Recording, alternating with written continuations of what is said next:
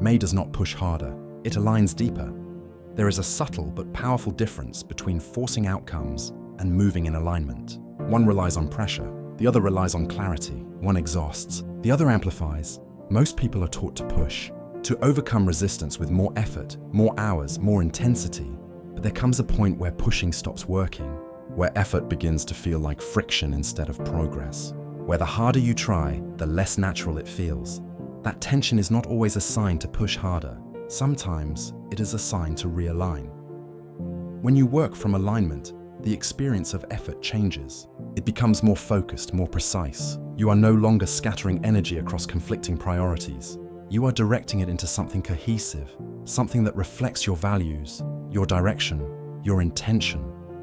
This is where momentum shifts. Because alignment reduces resistance at its source. You are not constantly negotiating with yourself. You are not dividing your attention between what you should do and what actually matters to you. The internal friction fades, and with it, the sense of struggle. This is often described as the moment when things begin to flow, not because the work disappears, but because the resistance to the work does.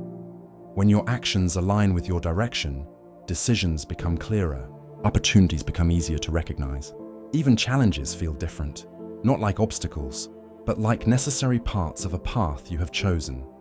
This is what people mean when they say the universe works with you, not as something mystical, but as a reflection of coherence. When your focus, your effort, and your intention are aligned, your perception sharpens. You notice what matters.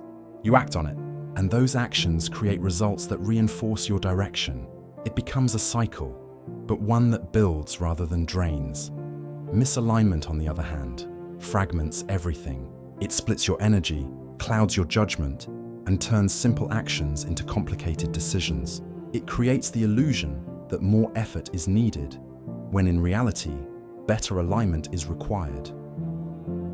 May invites you to recognize that difference, to step back and examine where your energy is going, to notice where you feel resistance and question, whether it is coming from the task or from a lack of alignment with it, because not all friction is meant to be fought.